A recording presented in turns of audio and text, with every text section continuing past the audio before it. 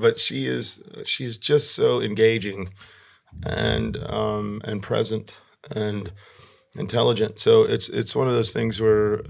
So what did she see in you, man? Like honestly, you've had 20-something years to think about it.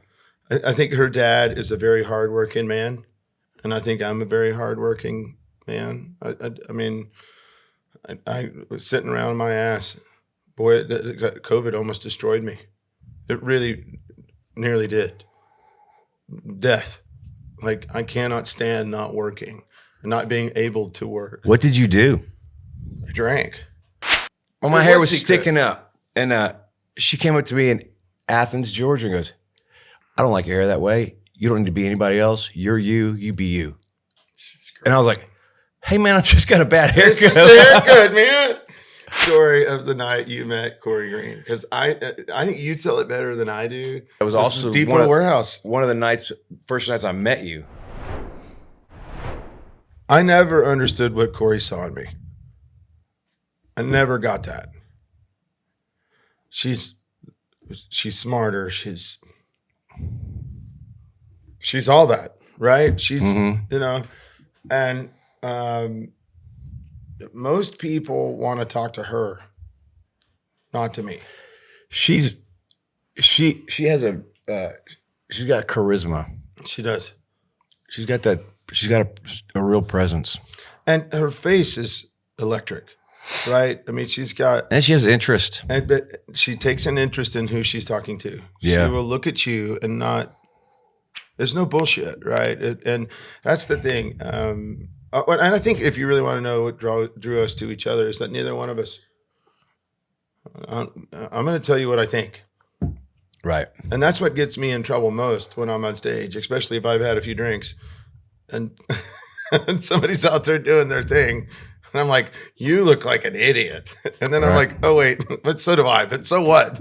I've got the microphone, I'm louder. Yeah. And, but she's just so engaging and present and intelligent. So it's one of those things where. So what did she see in you, man? Like, honestly, you've had 20-something years to think about it. I mean, I think I'm straightforward. I think her dad is a very hardworking man, and I think I'm a very hardworking man. I mean, I was sitting around my ass.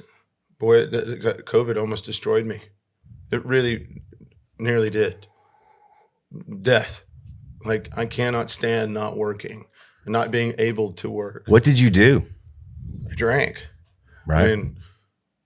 I mean, period. And it was, but I don't know. I work hard. I think I'm committed. I'm not a runaround guy. I think I'm just like every other guy in this world. I mean, I'm stupid, but. Right. Does she laugh at your jokes? She thinks I'm funny. And I think I'm moderately entertaining. You are that.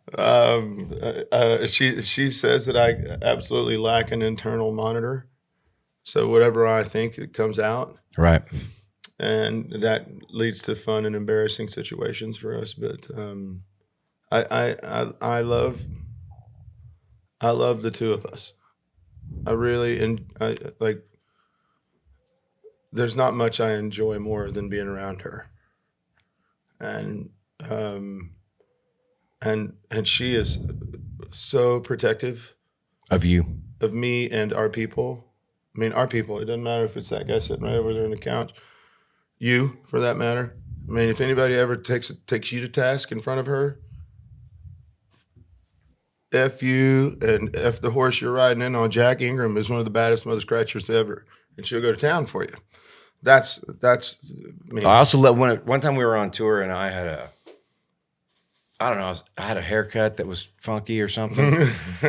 And man, she'll give it to you. It was in that Ryan dude was on some kind of reality show with Jessica Simpson's sister. Yeah. What was that?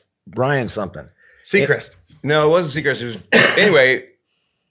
Well, my hair was sticking up, and she came up to me in Athens, Georgia, and goes, I don't like your hair that way. You don't need to be anybody else. You're you. You be you. And I was like, hey, man, I just got a bad haircut. It's just a haircut, man. So tell the story of the night you met Kori Green, because I think you tell it better than I do. I remember it as well as you do, but if I remember correctly, that was also Deepwater Warehouse. One of the first nights I met you. I think it was the night. That's my favorite story.